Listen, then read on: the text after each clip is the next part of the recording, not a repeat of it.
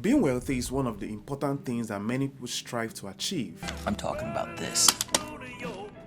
But I've come to the conclusion that not everyone is going to attain this throughout their lifetime. So this might be due to disbelief in oneself, inadequate preparation for life issues or circumstances, or being completely ignorant of the principles required to attain wealth or build wealth. For example, if you don't have a clear goal or vision that clearly articulates what you want to achieve, you may never get to that point. Like one of my mentors always says, you can never get to a place where you have never imagined or envisioned in your life. Well, as someone on this journey, I'll be sharing 8 steps I'll be taking to become a millionaire in my 30s. I believe strongly that if I stick to this blueprint, I'll be achieving this goal or at least getting really close to that point. So guys, I've decided to be very vulnerable in this video and share things exactly how it is for me. So you may actually ask me, why am I doing this? Well, I'm doing this video so I can understand that it's never too late to get back on track with managing your finances and getting it back in shape. So it's completely okay if you are deviated or you're falling track of your finances or you're not planning as effectively as possible.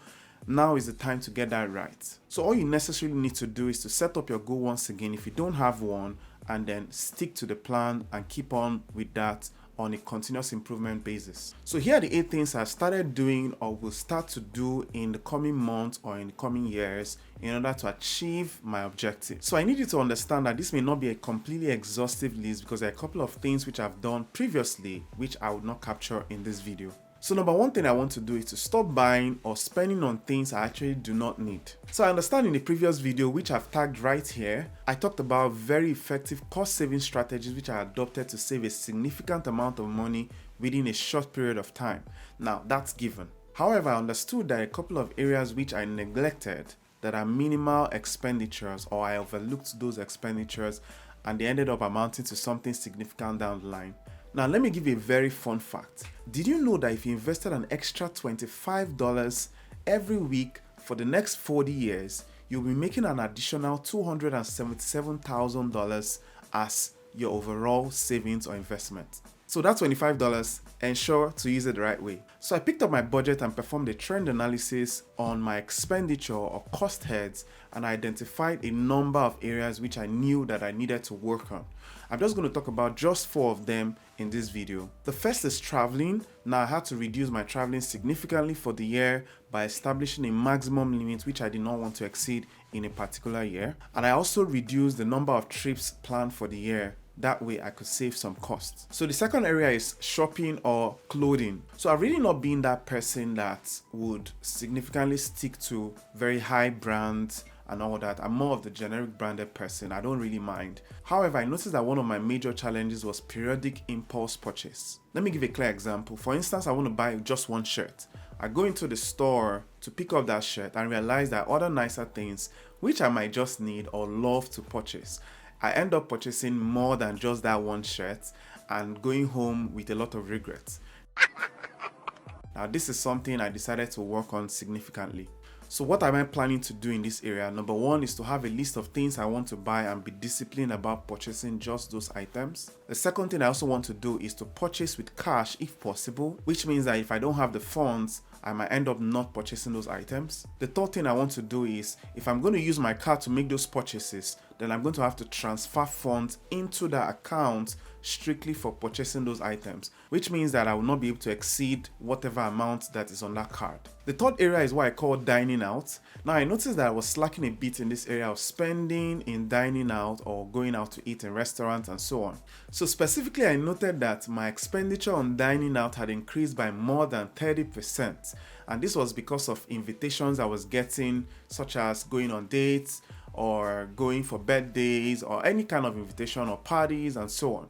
So what I intend to do in this area is to reduce the number of invitations I accept, and of course to set a limit on the amount I intend to spend whenever I go on any invitation out there, no matter what it is. So the fourth area is what I call the bank charges and fees. Now what I really noticed is that I've neglected this area. I get some charges and I don't even review it as much as possible. So what I've been doing or working on currently is to scout for banks that offer cheaper fees or rates at the moment to me. Now these are just 4 of the numerous areas where I could save even much more, and I'm working on them at the moment. However, I want to establish that it's important to strike a balance between cost cutting and deprivation on your expenditure overall. So the second thing I want to do is to increase the pace of my savings and investment. So I've decided to be more aggressive with my savings and investment overall. So currently, for my take home, I save about 15 to 17% on a bi-weekly basis. However, my target is to increase that to about 30 to 35% down the line, maybe within the space of 1 to 2 years.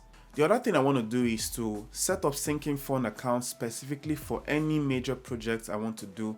For instance, if I want to change my tires and so on. So those sinking fund accounts will help me to be more organized with my savings. Now, I know you may say this might be very crazy or not doable, but I can assure you that it's very doable. I sat down to really do a brainstorming session where I analyzed all of my expenditure and how to save, and I found out that it's actually possible if I work towards it over time.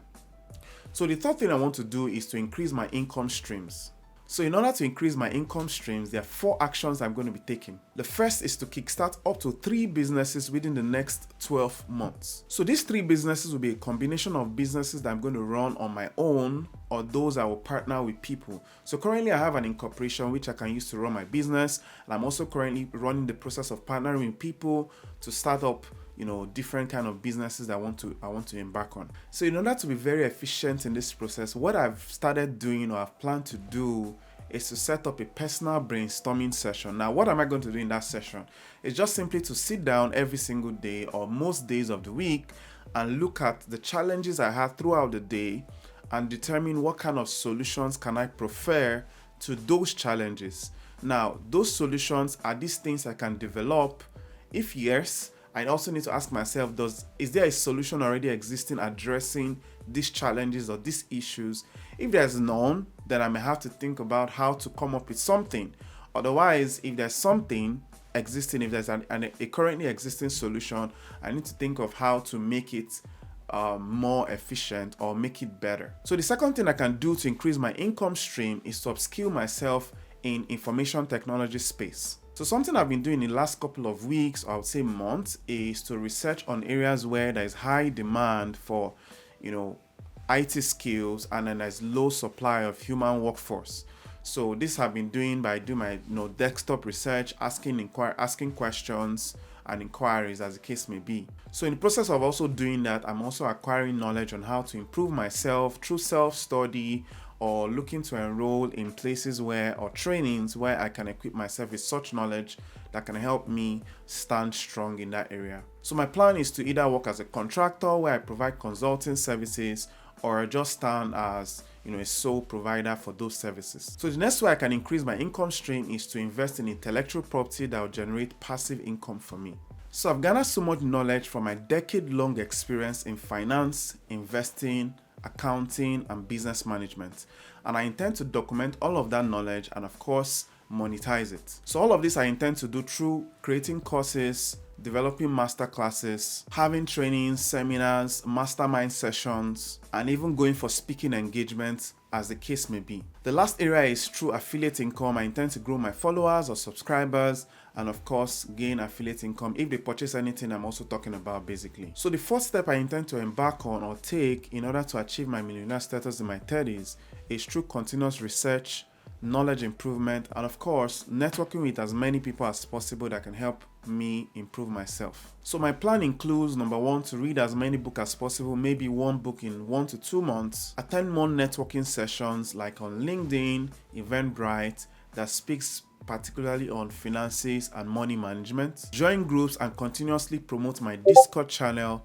where I talk about investments, savings, and anything personal finance. So the idea is to get connected to as many like-minded people that are reasoning on the same wavelength as I am, so that we can continuously motivate ourselves towards this same direction. So my fifth step is to invest aggressively in order to grow my investment portfolio even faster. Now let me pick the stock market as a clear example. I want to increase the number of stocks I buy periodically. I want to find a lot more undervalued stocks and invest in them. I also want to invest in secure ETFs and also growth stocks as I find them. So what this implies for me is that I need to continuously research for stocks with great potentials and other amazing investment products. So number 6 on my list is to take more risks by diversifying my current portfolio even more. So I took a critical analysis of my investment portfolio and I decided it will make more sense to look at other investment products out there that I could consider. Now, here are the additional things I'm thinking about, and of course, this is not an exhaustive list. The first is investing in mortgage investment companies, and of course, you know how mortgage has become a big thing and a big deal today. And of course, it's safe to say that the mortgage companies are really cashing out. So this might just be a very good alternative to invest in. The second is treasury bills, which I'm also considering. The third is like commodity investment, also doing more peer-to-peer lending, and considering other alternatives out there very similar to these ones. And this is simply because I know that the higher the risk you take, the higher the returns you can make from all of these platforms. And of course, this increased exposure could lead to loss of all my funds as well. So it's both upside and downside. So the seventh step which I intend to take is what I call improving on my financial habits. Now, I completely understand that financial habits is one of the least talked about areas today. However, it's important for you to focus on the habits you have learned or you are applying on a day-to-day basis that are financially inclined. So I can give you a couple of examples of financial habits which I currently adopt that might also help you. Number one is things like saving and investing on a monthly basis. Number two, automating those investment and savings approach so that you don't get tempted not to save in any particular month. Another great habit is what I call dividend reinvestment. So as your dividends get paid to you, automatically is reinvested back into the stock. Another amazing habit is also setting up your bank alerts so that you're notified when there is a debit into your account or your bank account and when your funds fall below a certain limit. Another effective one is periodically checking your credit report to ensure that every information captured in your credit report is accurate and free from errors. So other areas which I think I might be considering includes researching on ways to save on my taxes, my bills, and savings on all of those expenditures. So what this simply implies is that you just have to find elements of tax savings in everything that you expend on. For instance, you have your mortgage interest, you have your charitable contributions, you have your college funding, you have your retirement planning, and so on. What I intend to do is when we get closer to the tax season, I'm going to do a video where I'm going to explain areas where you can save on your taxes and how you can go about that. So ensure to continue to watch and hit the notification bell so you don't miss that video. So the eighth and last step on my list, which I think is the most important, is what I call accountability. So the plan under accountability is to get people and any kind of system that will hold me accountable or hold me to my words to ensure that I comply with my plans and objectives. So what have I currently done or what do I plan to do? Number one is setting up a vision board where I can set out my plans for the next 6 months, 1 year, 2 years, and of course my long-term plan. Secondly is to get accountability partners that are on the same wavelength and see things from my own perspective as well, and if possible on the same journey as I am. Lastly is to get into communities of like-minded people such as Discord groups, Facebook groups, and so on. And by the way, I have a Discord group. Feel free to drop your inquiries if you want to join. So those are all the 8 steps which I intend to take, and I hope that if I follow through with all this, I'm going to achieve my objectives down the line. And I hope you also learned a lot from this and sit down today and critically analyze your finances and how you can achieve your objectives. Alright, thanks for taking the time to listen to me. I hope you enjoyed this session. I'll see you at the next video. Goodbye.